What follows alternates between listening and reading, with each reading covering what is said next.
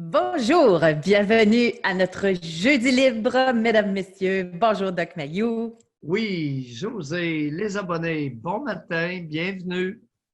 Oui, on va vous laisser le temps de vous connecter. Mais si j'étais à votre place, le dernier jeudi libre que nous avons eu, on n'a pas eu le temps de passer tout le monde, tellement il y en a qui avaient levé la main. Alors, je vous suggère de lever la main dès maintenant si vous avez quelque chose à dire. Je vois déjà d'ailleurs quelqu'un qui est en train de réserver sa place. Alors, c'est merveilleux comme ça. On va lui donner la parole Oui, tantôt. Évidemment, bon, comme vous le savez, un jeudi libre, ça veut dire libre. Ça veut dire qu'on peut aller dans toutes les directions. C'est à vous de nous dicter vers quel sujet, vers quel angle vous voulez aller. Donc, c'est ça. Alors, moi, j'aime ça, c'est incroyable ce jeudi-là. Je vais prendre la peine de saluer Ricardo, femme 28, Benoît, Alain, Marc, Jean-Michel. Bonjour. Alors, Doc, on commence tout de suite? oui, oui, je suis prêt. On ne perd pas de temps. On va ouvrir le micro à Antoine. Bonjour, Antoine. Salut Doc, salut José. Oui. Antoine, bon matin. Écoutez, j'ai réécouté plusieurs fois l'appel que j'ai fait lundi. Puis, c'est ça, il y a toutes sortes de directions dans lesquelles je pourrais aller, mais j'ai décidé de focusser sur l'anxiété de performance avec laquelle je vis encore aujourd'hui.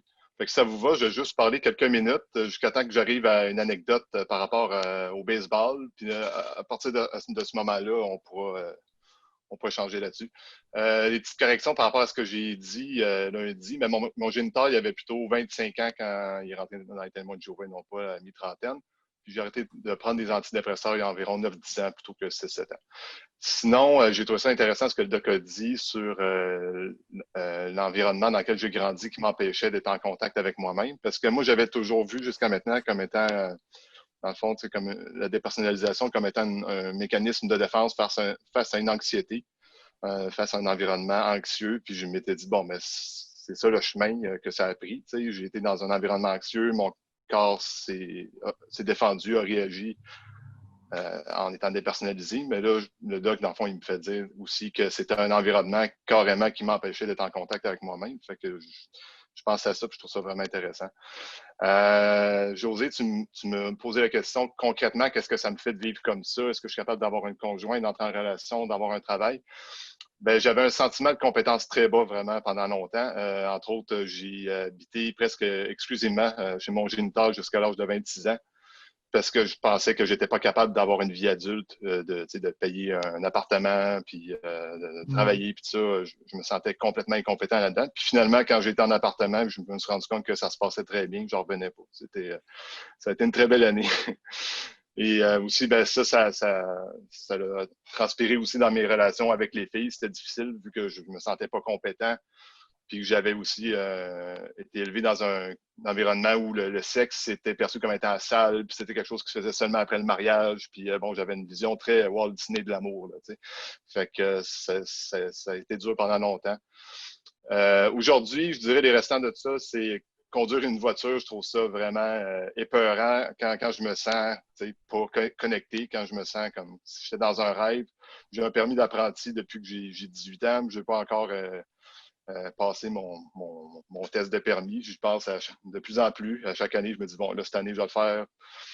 Fait que c'est ça, ça reste encore un peu là. Sinon, j'ai un travail de bureau que j'aime pas vraiment, en fait, vraiment pas. Mais mes passions sont dans l'écriture et la musique, puis j'espère un jour pouvoir vivre de ça. Je maintiens mon travail parce que j'ai quand même un revenu qui me permet de vivre, puis j'ai des bonnes conditions de travail, mais c'est vraiment pas quelque chose qui m'intéresse. Alors, pour en venir finalement à l'anxiété de performance, je vais vous raconter une anecdote qui l'illustre bien.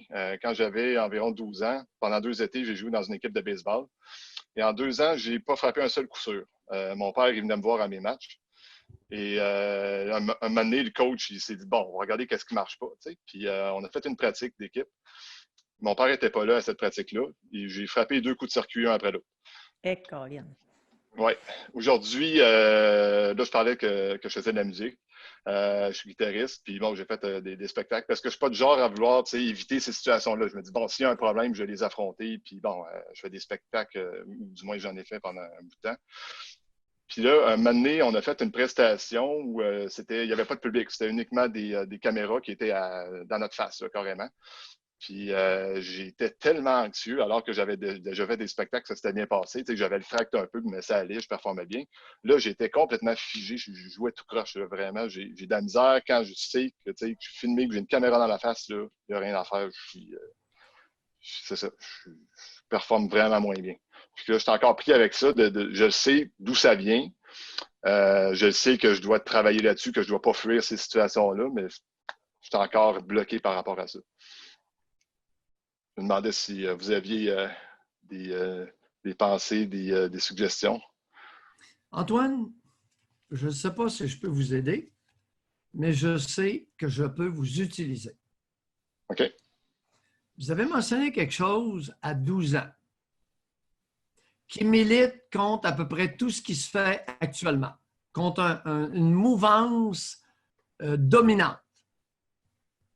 À 12 ans, vous étiez dangereusement non performant au baseball. À la balle molle ou au baseball?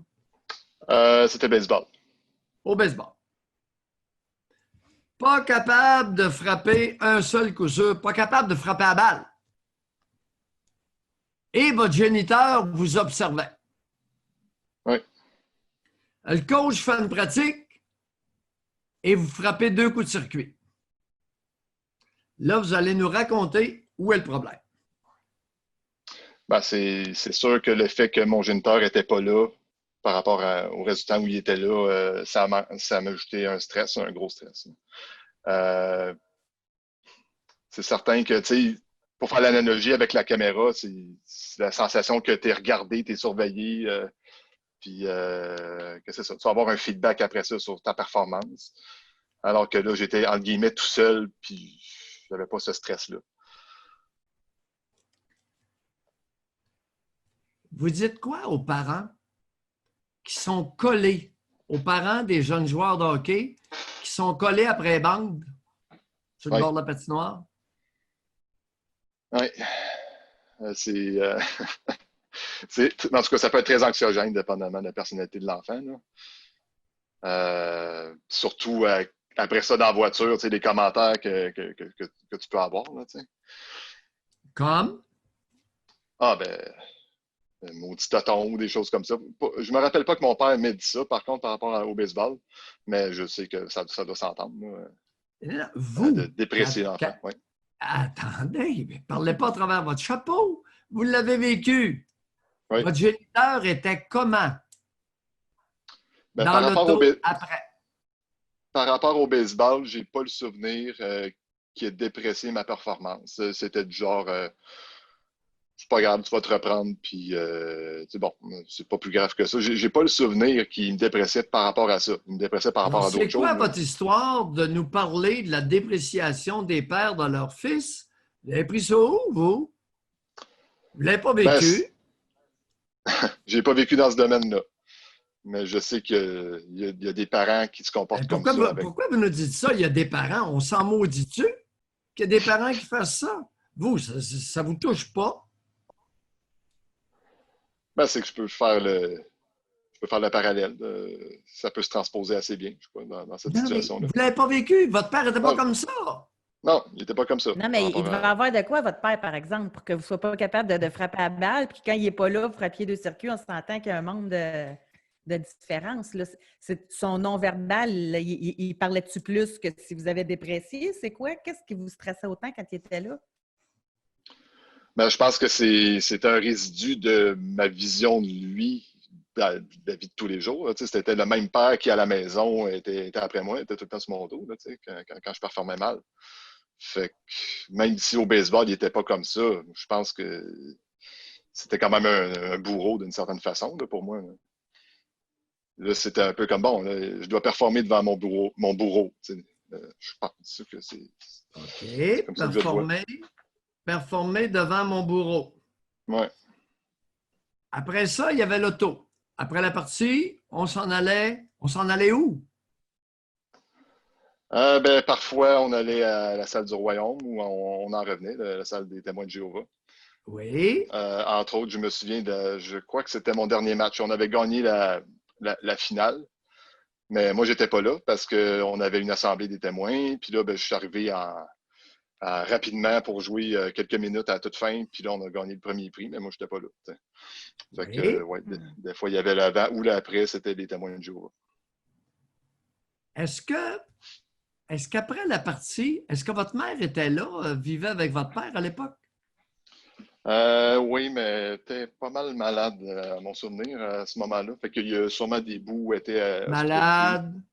Elle était bipolaire, donc elle était peut-être hospitalisée à ce moment-là. Je ne suis pas capable de dire précisément, mais je sais que c'était la période où elle était Est-ce que votre commencée. père racontait à sa conjointe est-ce que votre mère s'informait de votre performance au baseball? J'ai pas le souvenir, non. Vous trouvez pas ça étrange? Fils de Effectivement. 12 ans, joue au baseball, le père l'amène là, puis la bonne femme s'en informe pas. Effectivement, j'ai aucun souvenir d'un quelconque intérêt de ma mère pour mon sport. Ouais. C'est Ça vrai. a quoi comme impact, ça, quand la bonne femme ne s'intéresse pas à l'évolution de son fils? Ouais, ça a quoi comme impact?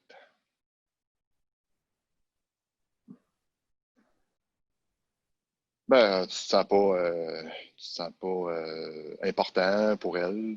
Tu n'as pas de place vraiment. Ouais, ma mère, l'été, pendant que je jouais au baseball, était bipolaire, donc en phase maniaque. Elle, c'était une bipolarité saisonnière. L'été, elle était en phase maniaque. Fait que souvent, elle s'intéressait beaucoup à son jardin. Elle était bien occupée par son jardin, puis elle oubliait de venir me chercher à l'école, ou tu sais, des choses comme ça. Elle était bien prise par des projets comme ça. C'est épouvantable. Aïe, aïe, aïe, aïe, aïe, aïe, aïe. Aïe, aïe, aïe, quelle histoire. Et elle aussi était, est-ce qu'elle fréquentait les témoins de Jéhovah, elle aussi? Ah oui, oui, mais comme je vous ai dit, c'est elle qui a entraîné Ouais, le bonhomme Attends, quand il y c'est lui avait. que son père, il est médecin, je pense, votre père. Oui, médecin spécialiste. Ouais, médecin c'est ça. spécialiste. Aïe, aïe, aïe, aïe, aïe, quelle poisse. Je peux-tu Quelle revenir sur l'auto, poisse. Antoine? Oui. Qu'est-ce qui fait? S'est-il passé de quoi? C'était-tu quand vous étiez en auto avec votre père ou je ne sais pas trop quoi? Comment vous expliquez que c'était peurant pour vous être en auto?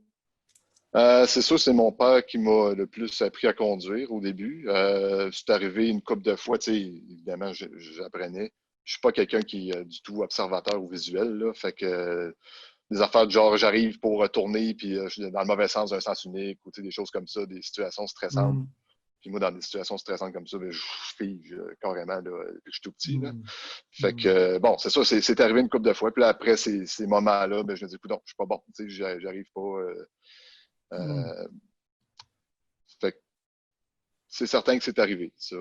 Puis aujourd'hui, ben, tu sais, je continue quand même de conduire avec ma copine à côté. C'est ça, c'est pas mal moins stressant. Ben oui, ben oui. Ah, regardons ça. On est capable de conduire quand une femme nous tient la main. Est-ce que votre mère conduisait l'auto? Oui. Oui, mais elle était toujours malade. Elle conduisait malade. Ben, toujours malade. C'est-à-dire que les dernières années que mes parents étaient ensemble, c'est-à-dire autour de 12 ans, là, elle commençait à être solidement malade au point d'être hospitalisée là, en psychiatrie. Mais sinon, le reste du temps était assez fonctionnel. Mais oui, elle conduisait. Il y a des moments où je me souviens qu'elle conduisait et elle était clairement pas en bon état là, dire, dans sa tête. Là. C'est-à-dire, Euh, par exemple, on est arrêté à un feu rouge. Il y a des, il y a des jeunes dans une voiture qui se stationnent, qui arrêtent à côté de nous au feu rouge. Puis tout d'un coup, elle lâche seulement mangez donc de la merde! Puis là, nous autres, j'étais avec mes sœurs, on fait, voyons, qu'est-ce qui se passe? Puis là, ils riaient de moi, là. Parce que les jeunes dans la voiture à côté, ils étaient en train de rire, elle pensait qu'ils riaient d'elle, puis ils envoient chier. Là, alors que c'était pas vraiment c'était pas du tout son c'est un comportement habituel. symptôme, un symptôme fréquent dans la schizophrénie, soit dit en passant, schizophrénie paranoïde. Je vous dis OK. ça avec votre bipolarité, là. Le seul symptôme que vous nous donnez, c'est un symptôme très, très, très fréquent et quasi pathognomonique dans le diagnostic de la schizophrénie paranoïde. Vous avez figé, regardez donc ça. Là, vous auriez pu nous entraîner sur la piste du gros méchant loup qui est le bonhomme qui vous monte à conduire. Hein? Oui. Mais votre mère est psychotique au volant. Et là, vous figez avec vos sœurs. Vous figez de honte. Mhm. Aviez-vous déjà fait le lien, au moins? Non, j'avoue que j'avais pas, non, j'avais pas fait ce lien-là. Facile de Vu que, blâmer le bonhomme, hein? ah, c'est sûr. Ben, je Ah! sais, Mais on oublie ce qu'il fait notre affaire pour protéger la bonne femme. Ben oui, elle était malade. Pas de sa faute, hein? Elle, tu sais, on la laissait conduire délirante. Ben oui, regardez donc ça. Oh, moins drôle, là? ah, ben, j'avoue que j'avais pas fait le lien. Et je pense que c'est surtout aussi le fait que c'est pas un événement typique qui est arrivé plein de fois. Tu sais, c'est arrivé une fois. Il est Ouais. sûrement arrivé autre chose qui ne me vient pas à l'esprit en ce moment, mais c'était pas. Ah, regardez donc, regardez donc. Mais cette fois-là, on s'en rappelle solide. Oui, oui, on s'en rappelle solide. Ouais. Puis on se rappelle d'avoir eu honte de la bonne femme solide. Oui, Elle a beau être malade, on a eu honte. tout à fait. Votre père, médecin spécialiste, il a laissé conduire délirante. Mon père, ça c'est la version de ma mère, là, puis, mais je dois dire que je suis en accord par rapport à ce que j'ai vu de lui. Il était très empathique, puis donnait beaucoup de temps à ses patients, mais envers sa famille, par contre, là, s'intéresser à la maladie de ma mère, essayer de comprendre ça, puis de lui donner de l'aide, là, non. Ce qui n'est pas facile non plus, là, soit dit en passant. Oui, je comprends. Soit dit en passant, parce qu'on peut même commencer à s'interroger sur le diagnostic. Trouble bipolaire, puis elle a l'impression que lorsque les autres rient, aux lumières rouges, ils rient d'elle, puis elle les engueule. Est-ce que j'ai bien compris? Oui, oui, tout à fait. C'est bien ce que vous avez dit? C'est bien ce que j'ai dit. Qualité du diagnostic en psychiatrie, ça peut varier. Si vous prenez 3 psychiatres, vous pouvez arriver assez facilement, dans bien des situations, à 3 diagnostics différents. Ah oui, ça, j'ai vécu. Vous l'avez vécu. Vous savez de quoi je parle. Antoine, on a fait un petit bout de chemin. Ben oui, tout à fait. Excellent. Antoine, lâchez pas. Merci beaucoup, José, le doc. Les choses ne sont pas toujours ce qu'elles paraissent être. Merci, vraiment, on apprend de ça. Je suis certaine qu'il y a des gens qui font des liens. Là, on va donner la parole à Jérémy. Bonjour Jérémy, bienvenue dans l'émission. Vous pouvez actionner votre micro. Ça va être à votre tour. Allez-y une fois, 2 fois. Non, Jérémy ne semble pas. C'était peut-être un petit bonjour. Je le rappelle encore d'ailleurs pour ceux qui sont nouveaux, qui sont avec nous en direct, que si vous voulez prendre la parole, vous levez la main et moi, je vais aller actionner votre micro pour que vous puissiez participer avec nous à l'émission. Et profitez-en sérieusement parce que vous allez voir que ça passe vite. Là. Il est déjà 11h18. Fait que si vous avez envie de nous parler, si vous voulez nous entretenir de quelque chose que vous avez vécu, que vous voulez en savoir davantage, vous levez la main tout simplement. Moi, hier, dans mon calepin, là, j'avais noté quelque chose. Parce que moi, ça m'a tellement marqué notre sondage qu'on a fait sur la culpabilité féminine, là, à quel point qu'il y en avait 86 % des femmes qui se sentent, qui vivent la culpabilité. Et là-dessus, on n'y est pas allé hier dans l'émission, mais j'aimerais ça qu'on y aille aujourd'hui. Il y a 78 % des femmes qui vivent la culpabilité à se faire plaisir. Mais vous, à la fin de l'émission, vous avez fait le lien aussi avec la sexualité. Fait que vous pensez qu'inévitablement, quelqu'un qui a de la misère à se faire plaisir, qu'au lit, que dans sa vie, dans son intimité, ça peut engendrer un blocage peut-être ou de la culpabilité encore de penser à son propre plaisir? Comment vous voyez ça?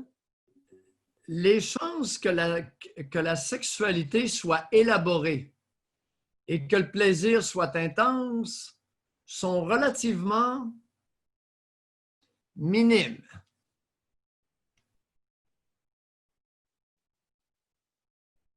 Habituellement, les femmes qui ressentent de la culpabilité face au plaisir, ça inclut presque toujours le plaisir sexuel. Ben oui, se faire plaisir.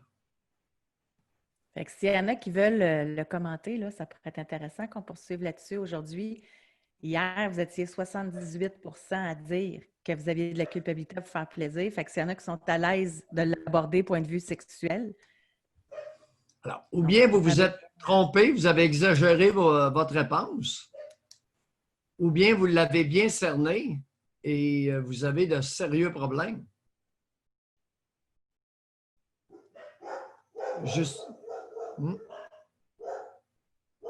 Parce que quand vous dites, il y en a qui peuvent exagérer leurs sentiments. Tout est possible. Écoute,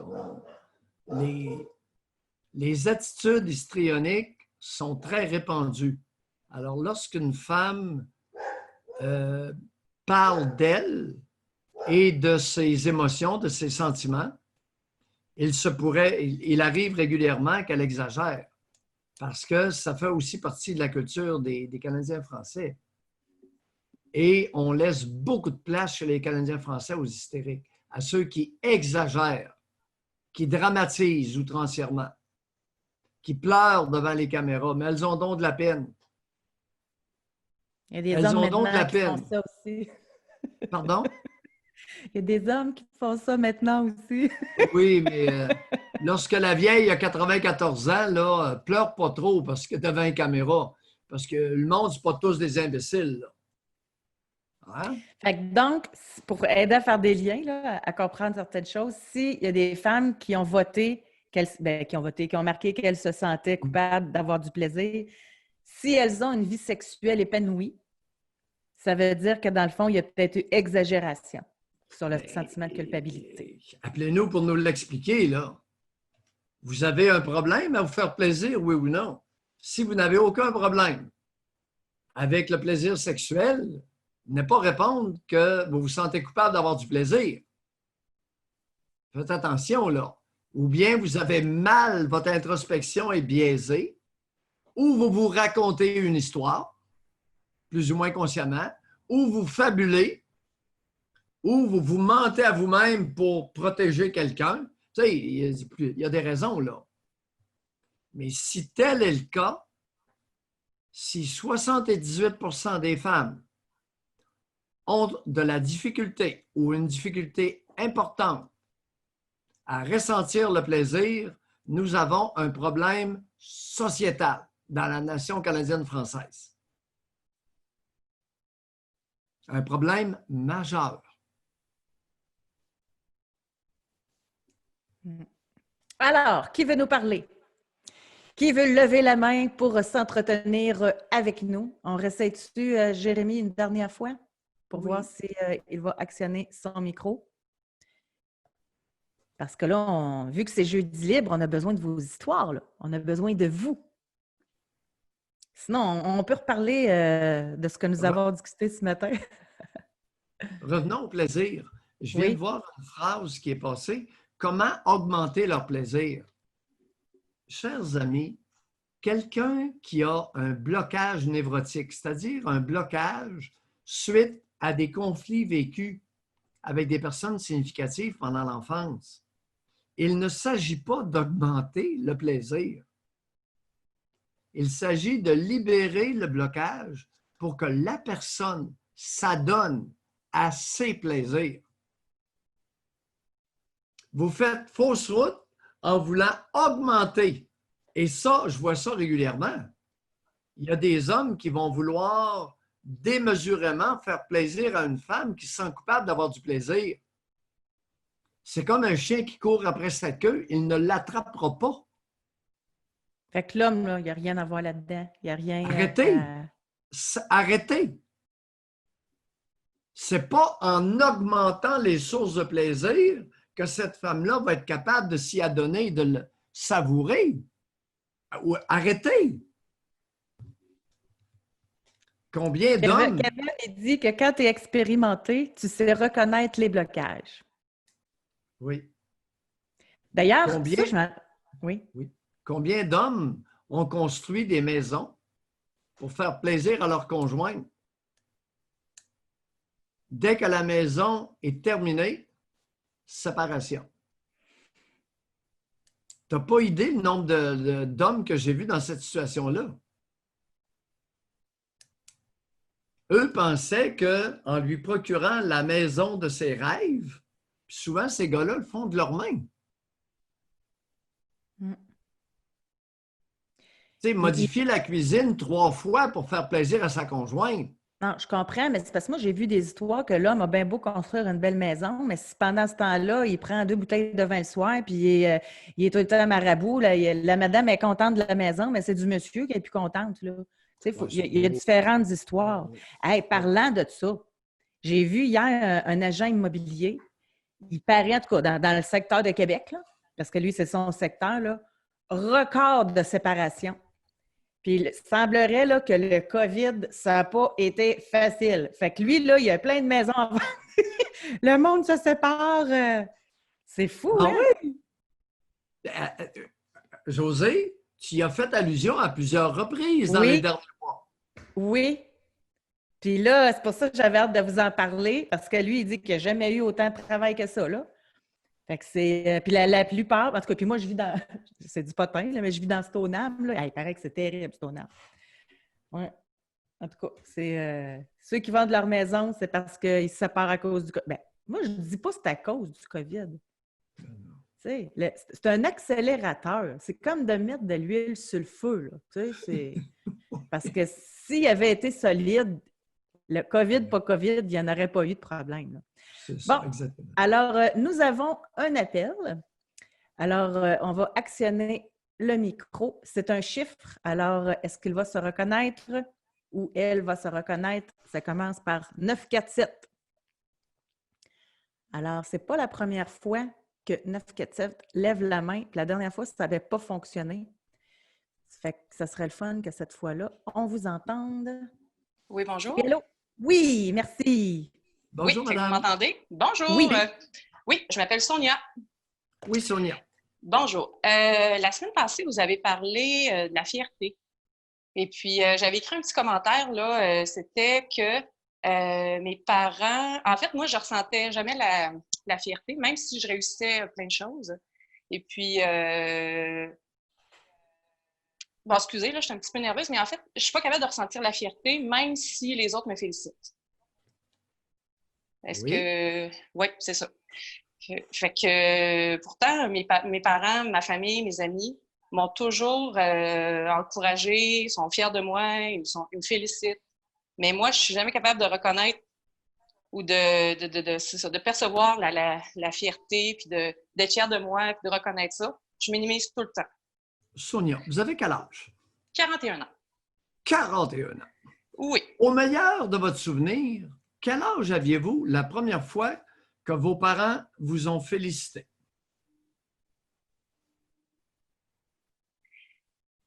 Hey, bonne question. Ben,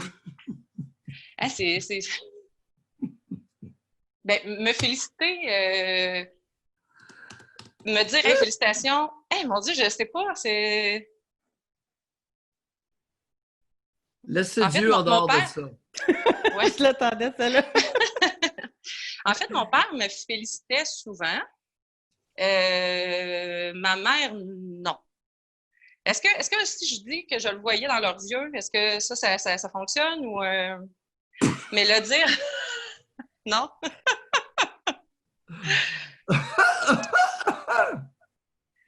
Mais moi, je sentais que mon père était vraiment fier de moi. Oui. Pardon? Moi, je sentais que mon père je sais que mon père est vraiment fier de moi. Oui. Ma mère, ben oui, il me semble que j'ai toujours senti que ma mère était fière de moi, mais elle me l'a jamais dit. Bon. Ah, OK, bon. OK, on va commencer par le bonhomme. C'est de lui dont vous avez parlé en premier. Oui. Alors lui, vous vous en souvenez, il vous félicitait souvent. Oui. À partir de quel âge et sur quelle réalisation?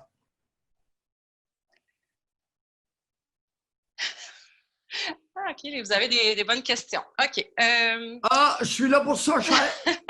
Bon, ben, mettons, à l'école, ben, je faisais des spectacles de musique ou, ben, c'est ça, il me disait qu'il était fier, puis il me félicitait, il disait bravo. Même s'il comprenait pas, même s'il aimait pas la musique, même si ça ne l'intéressait pas beaucoup, il me disait tout le temps qu'il était fier de moi. Est-ce que ma mère, elle... Attendez, vous avez oublié une partie de la question qui est bien importante. Oui. À partir de quel âge? Je pourrais... 10-11 ans. Avant ça, me semble que mon père était pas trop là. Ben, il était là physiquement, là, mais j'avais pas un... Ben, j'étais pas très proche de lui. Ça s'est développé plus par après. OK. 10, Parce que 11 mon ans. père...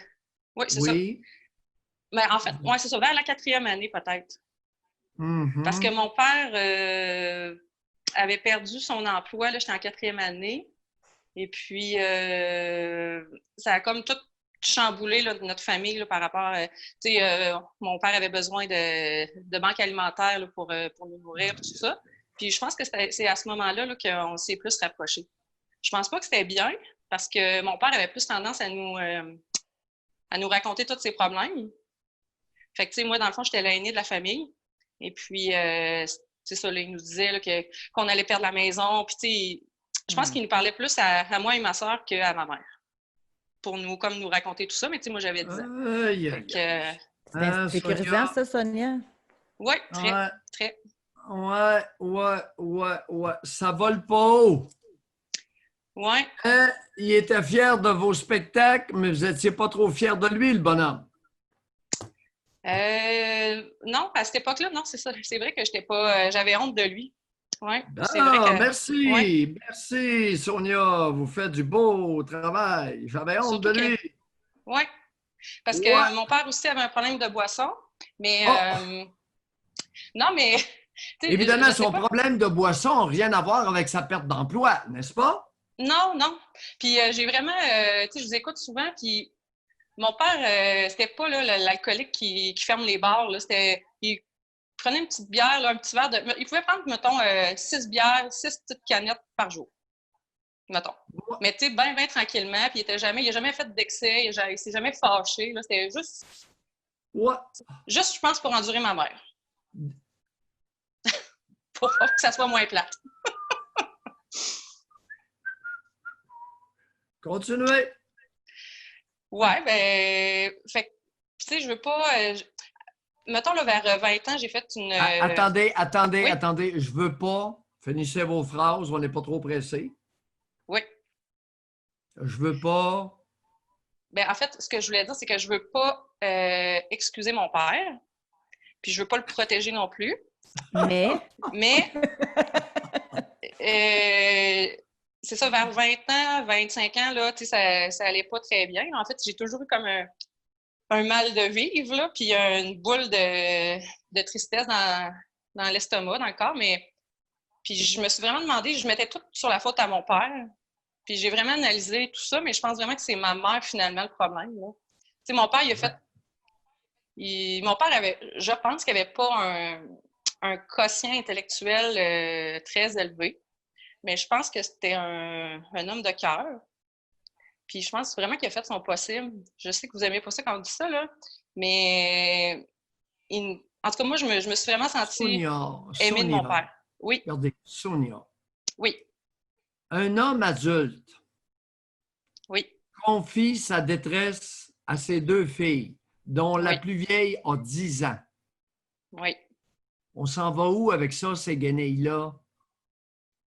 Ben... Non, c'est sûr que c'est pas fort, là. C'est vraiment pas fort. Parce que, tu sais, il nous disait Non, qu'elle regardez. allait se suicider pour avoir l'argent des assurances. C'est ce qu'il nous Bon, disait. merci, on y arrive. Une chance Ouais, que je ouais. connais un peu le tabac. Alors là, vous aviez quel âge quand il vous a confié qu'il allait se suicider pour que vous touchiez les assurances, l'assurance Bah, vie? ben, c'est ça, 10, 11... J'étais au primaire, là, 4e année, 5e année. Ouais, alors là, menace de se suicider pour que vous héritiez de l'assurance vie. Elle était de Ouais. combien l'assurance vie, soit dit en passant? Ah, je le sais pas. Je le sais pas. Puis... Essayez de vous rappeler, il vous l'a dit. Oui, il me l'a dit, mais je pense que c'était pas très élevé, là. Je pense que c'était 50 000. Maudite guenille ambulante. Ouais, mais tu sais... Manipulateur, petit crosseur. Mais Doc Mayou, sérieusement, est-ce que... Parce que pour vrai, je pense pas que mon père, il a fait ça... Je pense vraiment pas que mon père était manipulateur. Vraiment pas. Je pense qu'il... Comme je vous dis, je pense pas qu'il... Il n'y avait pas de mauvaise intention là-dedans, je suis convaincue. Est-ce que ça se peut quelqu'un qui fasse ça, mais sans manipuler? Tu sais, comme je disais, mon père, il n'a pas fini son secondaire, il a fait son secondaire 3. Je pense qu'il avait un problème de dysphasie. Sonia, oui. vous êtes bien mal tombé. Le mien a terminé sa 3e année. Ma mère a fait sa 5e. Fait qu'au niveau de l'instruction, vous n'êtes pas chanceuse un matin. Bon, fait que là, je l'excuse trop, là. Bon. Bon, ça va bien. Maintenant, vous allez nous dire en quel honneur, pour quelle raison vous l'excusez autant? Que vous faites des pirouettes, tout le monde est témoin, là. Vous faites des pirouettes incroyables pour excuser quelque chose. Oui, j'en suis consciente. Qu'est-ce que je vais excuser? Ben, en fait, peut-être parce que c'est entre mes 2 parents, entre mon père et ma mère, je pense que c'était lui qui était le plus sain d'esprit. Fait que... Non. Attendez un peu, là. Êtes-vous sûr? Regardez, vous avez un géniteur qui menace de se suicider pour que la famille hérite de 50 000 $ d'assurance. Oui. Hein? Vous avez 10 ans. Vous êtes l'aîné, l'autre, votre sœur est nécessairement plus jeune que vous. Il le dit aux deux. Oui. Avant d'aller plus loin, cette confidence-là vous a mis dans quel état? À ce moment-là, en fait, il y a eu le avant puis le après. Avant, je pense que j'étais insouciante. Puis à partir de ce moment-là, je pense que je suis devenue adulte. Oh, peut-être pas du jour au lendemain. Sonia! Oui! Le bonhomme vous dit « Je vais me suicider pour que la famille hérite du 50 000 d'assurance vie. » Et là, à 11 ans, 10 ans, à peine 11 ans, là, vous devenez adulte. Mais en fait, je deviens la mère de mes parents. En tout cas, moi, c'est comme ça que je me suis sentie. On reprend ça. OK. On reprend ça. Dans quel état la confidence de ce moron-là vous a mis? Et essayez de vous en rappeler. Bon. J'étais anxieuse, triste, inquiète. Je me suis mis à manger. C'est à ce moment-là que j'ai pris beaucoup, beaucoup de poids. C'est ça. Je mangeais mes émotions. Est-ce qu'il est possible que vous ayez ressenti une immense boule de tristesse à 10 ans quand il vous a fait cette... Oui. La même boule de tristesse dont vous avez parlé tout à l'heure, entre 20 et 25 ans? Je pense que oui. Ça vient de là. Aviez-vous fait le lien entre les deux? Oui, j'y ai déjà pensé, c'est sûr. Mais peut-être à cause que j'excuse trop mon père, je pensais pas que c'était ça, là. Mais il y a aussi ma mère à cette époque-là. Puis j'aimerais ça que vous me dites qu'est-ce que vous en pensez. Moi, à 9-10 ans, en fait, ma mère, là, elle s'est fait abuser sexuellement par un ami de la famille de ses 9 ans jusqu'à ses 15 ans. Puis ma grand-mère, en fait, était au courant, puis ça se passait tous les dimanches dans la chambre, puis ma grand-mère, dans le fond, le monsieur donnait des sous, ou en tout cas, donnait un peu de cadeaux là, à ma grand-mère, parce que ma grand-mère était pauvre. Il ne donnait pas des sous, il payait la bonne femme. Il payait sa mère pour copuler la petite. C'est ça. Hein? Donc, aussi, ce que moi, j'ai ressenti, c'est que, mais ça, c'est après coup, là, j'ai senti que ma mère m'avait peut-être délaissée à partir de ce moment-là, que moi, j'ai eu 9 ans, 10 ans aussi. Tu sais, je ne sais pas si... Elle vous l'a appris quand, ça, Sonia? À quel âge vous aviez quand vous avez su que votre mère avait été abusée et que votre grand-mère était au courant? 13, 14, 12, 13, 14. Puis pourquoi elle vous a raconté ça? C'est parce que chez nous, c'était toujours... nous autres, le samedi, là, c'était... samedi soir, c'était un souper fondu, puis mes parents, ils disaient tout leur... c'est ça. C'était un souper on se défoule puis on dit tout à nos enfants. C'est ça. Fait que ma mère en a parlé un petit peu, mais tu sais, moi, je voulais pas l'entendre. Fait que elle en a plus parlé avec ma soeur. Mais moi, je voulais pas l'entendre. Qui était plus jeune que vous. Oui. Donc, c'est ça. Fait que moi, dans le fond, parce que j'ai toujours pensé que c'était plus mon père le problème, mais peut-être, tu sais, parce que là, j'ai encore l'air de l'excuser, mais je me dis peut-être même que ma mère aussi, elle a eu. Parce que je me suis jamais. Mon père, je me suis toujours très bien entendue avec lui, mais ma mère, je l'ai toujours. J'ai toujours été fâchée contre elle. Toujours. Puis je suis pas capable. J'ai jamais été capable d'aller vers elle. J'ai tout le temps. Je suis pas capable. Fait que, tu sais, je me disais, bon, ben peut-être que c'est un lien avec ça. Parce que moi, je sens qu'elle me repoussait. Puis je me suis dit, quand elle me repoussait, moi, ce que je me suis dit un jour, c'est tant pis pour elle, plus jamais je vais. Est-ce qu'ils sont C'était vraiment encore clair dans ma vivants? tête. Est-ce que ces deux individus-là sont encore vivants? Mon père est décédé, il y a 3 ans, puis ma mère est encore vivante. Ah oui, elle a quel âge, votre mère? 64 ans. Seulement? Oui. Est-ce qu'il est possible qu'elle nous écoute? Non, je ne penserais pas. Non? En tout cas, j'espère pas. Oui, parce que... Aïe, aïe, aïe, aïe, aïe, aïe, aïe. Mais moi, là, tu sais, pour revenir, mettons, à la fierté, là, j'ai toujours... tu sais, j'ai toujours senti, parce que mes parents... tu sais, ma mère, elle est restée au foyer. Mon père n'avait pas beaucoup d'instructions. Tu sais, j'ai toujours vu quand même qu'ils étaient fiers de moi parce que je suis allée plus haut qu'eux autres. Fait que, tu sais, je comprends pas pourquoi j'ai pas... je suis pas capable là, d'être fière de moi. Là. Je suis pas capable. Sonia, Puis dès que... Oui. est-ce que le mot hypocrisie vous dit quelque chose? Oui. Quelle est votre définition du concept hypocrisie? Ben, c'est peut-être dire quelque chose et penser d'autre chose. Hein? Alors, les mots n'accompagnent pas la pensée. Ouais. Ouais, continuez. Ben, c'est ça, c'est faire Les semblant. mots n'accompagnent pas la pensée. Ouais. Là, retenez, chers abonnés, le bonhomme, il a félicité pour les spectacles de musique, puis il connaissait rien, puis ça l'emmerdait. Il s'intéressait même pas à la musique. Non. Expliquez-moi de quoi le bonhomme était fier. Ben, je pense qu'il était fier que je me réalise, que je fasse des choses dans lesquelles j'étais... Hey, Sonia, à 10 ans, là, vous aviez l'air de quoi? Un pichou boutonneux ou si vous étiez belle? Avant, j'étais jolie, mais c'est ça, comme je vous disais, là, après... Avant de devenir une petite grosse, de quoi vous aviez l'air? Ben, j'étais jolie. Oui. Dans les spectacles avec les petits costumes... Mais non,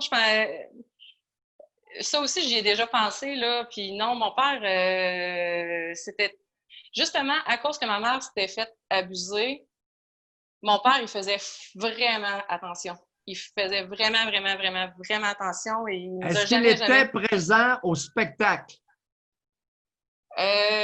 Oui, mais mettons 1 fois sur 2. C'était plus ma mère qui venait. Ouais.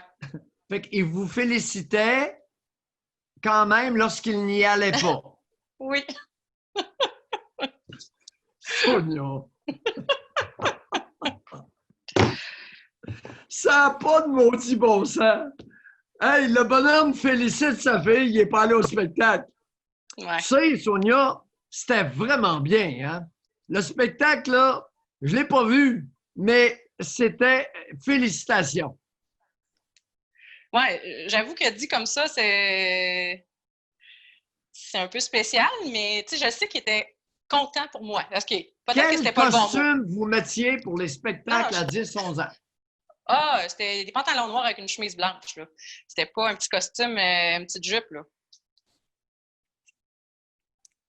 Pantalon moulant ou des non, pantalons ben lourds, des normal. overalls?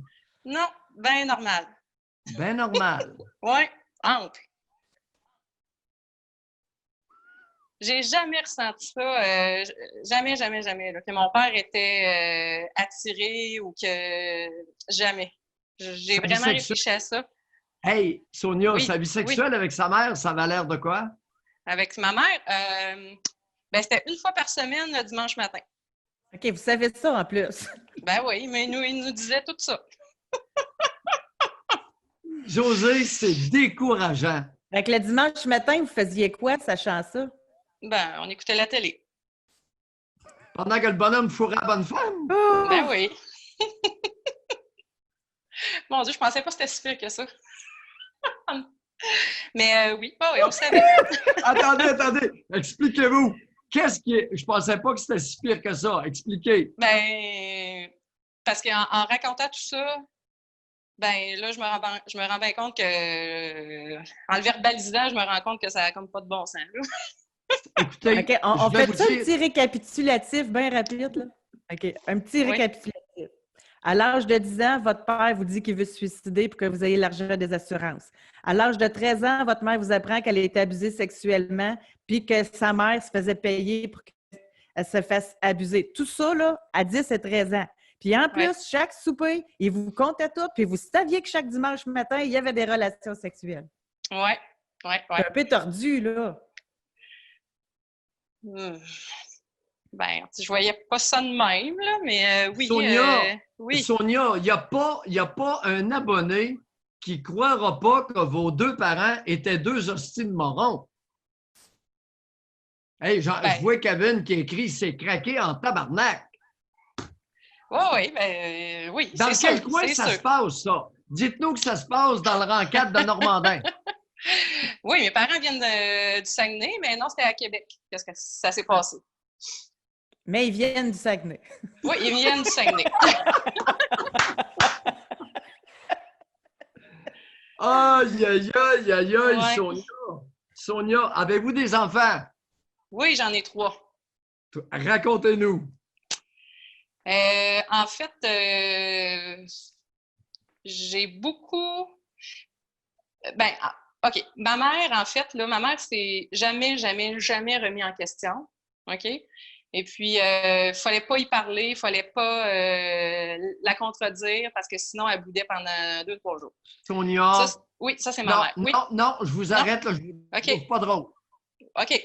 Là, vous avez la possibilité de nous parler de vos 3 enfants et Oui. de votre rôle de mère. Alors, Oui. laissez-nous tranquilles avec la moronne. OK. Mais en fait, c'était juste pour vous expliquer que je me suis toujours dit que jamais j'allais faire la même chose.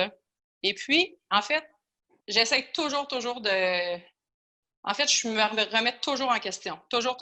J'essaie, avec vos émissions, de faire le mieux possible. Sauf que là, moi, j'ai mon plus grand, il y a 10 ans. Non, il y a 11 ans, il vient d'avoir 11 ans, là, ça fait 3 jours. Ben, c'est ça. Félix, il y a un problème, là, c'est de TDAH, il y a un trouble d'opposition. Et puis, je sais comme plus quoi faire avec. OK? Ouais. Bon. Oui.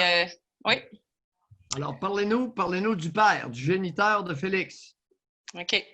Ben, je pense que quand Félix est né, mon conjoint n'était pas là beaucoup. En fait, il n'était pas là. Puis je pense qu'il n'était pas prêt à avoir des enfants. Je m'en suis occupée seule, quand même jusqu'à ses 3-4 ans, 5 ans. Et puis, à force de dire à mon chum, là, crime. Puis, en tout cas, mon chum, c'est de plus en plus impliqué. Puis là, présentement, ça va quand même bien. Là, Mais il était où quand vous dites qu'il n'était pas là? mon conjoint, là, sa passion, c'est son travail. Donc, c'est ça, il était au travail. Puis il y avait des heures, il pouvait finir à 11 h le soir, puis commencer à 8 h le matin. Là. Ouais. Donc, c'est ça. Fait que je me suis pas mal débrouillée tout seul. Et puis, c'est ça. Là, je pense que le lien avec mon plus grand, c'est pas développé là, pour Félix. Ben, pour mon plus grand. Puis mon conjoint. Okay. Fait que ce que ça a fait, c'est que moi puis mon fils, mon plus grand, on était vraiment inséparables. Là, c'était vraiment... Notre lien était très, très fort. Puis quand j'ai eu mon deuxième enfant, là, ça a fait une coupure. Je pense que mon plus grand s'est comme senti délaissé, là, vraiment intensément. Puis on dirait que c'est un peu à partir de ce moment-là que là, ça a commencé à mal aller. Puis là, c'est peut-être que vous allez les entendre. Mes 2 enfants sont venus me rejoindre. Fait que si vous les entendez, là, non, attendez, tu peux aller là-bas. Ils ont quel âge? Ils ont quel âge? Il n'y a pas de problème, Sonia. Ils ont quel âge, les 2 plus jeunes? Les 2 plus jeunes, 6 et 7 ans. 6-7. Oui. OK. Puis, mais c'est ça, dans le fond, là, Félix, non, attends, tu peux. Félix, c'est un peu lui qui mène la barque là, dans la maison. Là. Même si on essaie vraiment là,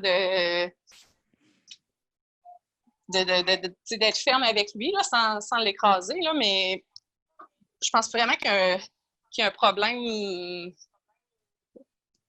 j'allais dire mental, là, mais dans le fond, il fait des trous dans les... Oui? Oui? OK. J'allais dire, il fait des trous. Mon gars fait des trous dans les murs, des crises intenses. Il fait mal à ses frères.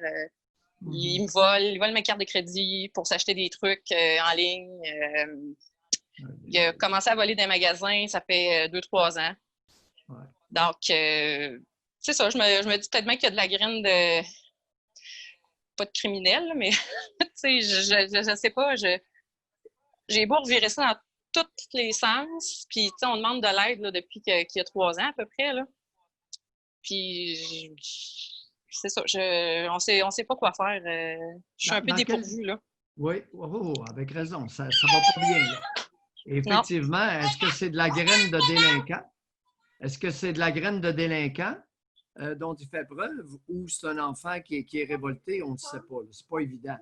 Votre conjoint fait quoi dans la vie? Il est mécanicien. Mécanicien. Oui. Et vous, avez-vous un travail? Oui. Moi, je suis policière. Je suis policière. OK. Ouais. Attends un petit peu. Donc, tu sais... Comment ça va avec les 2 autres? Mon deuxième a un problème du trouble du langage. Donc, c'est un petit peu difficile. Mais c'est ça, là, mon plus jeune, ça va bien. Dans le fond, c'est vraiment mon plus grand qui va pas bien. Ouais. OK. La vie n'est pas facile, hein, parfois. Non. Vous avez fermé votre caméra, Doc? Écoutez, on pourrait continuer longtemps. On vous souhaite bonne chance. Essayez de voir vos parents tels qu'ils ils ont été et peut-être que ça va vous aider à vous voir comme vous êtes. Oui, c'est bon. Oui, merci. Allez, bye. Merci, au revoir. Beaucoup. Merci, Sonia. Il y a beaucoup de choses là-dedans. Hein? Mais ce qui est tellement surprenant, c'est comment il y a des gens qui réalisent, en parlant dans l'émission, que finalement, tu sais, comme elle a dit, là, je ne pensais pas que c'était si pire que ça. C'est comme si on ne voit pas la réalité. Je le répète souvent, là, mais... Tu n'as pas idée du nombre de femmes au Québec qui ont vendu des services sexuels de leurs filles. Hey, ça, c'est vraiment terrible. José?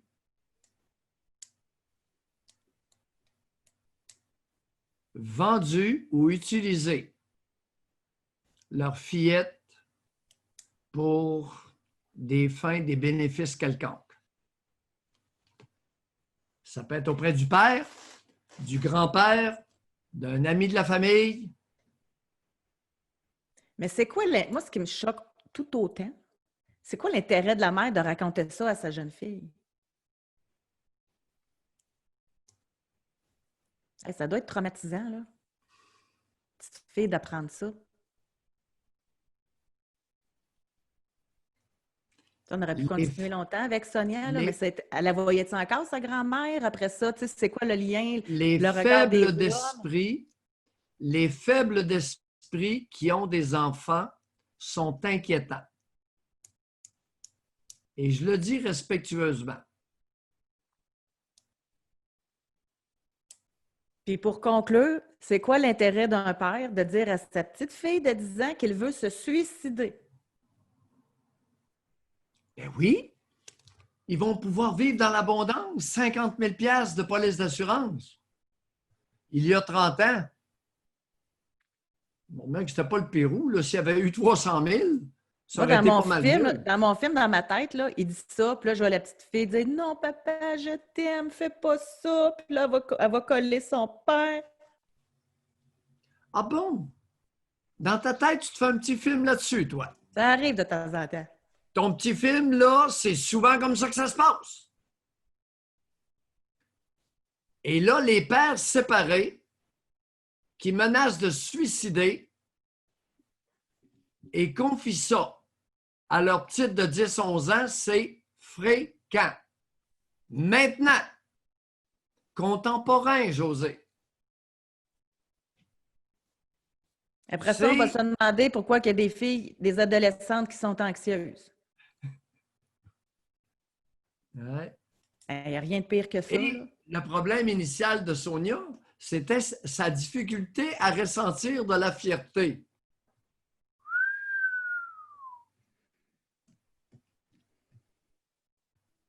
On peut comprendre facilement. Après l'exposé de son tableau familial, qu'elle a des maudites raisons de ne pas être fière.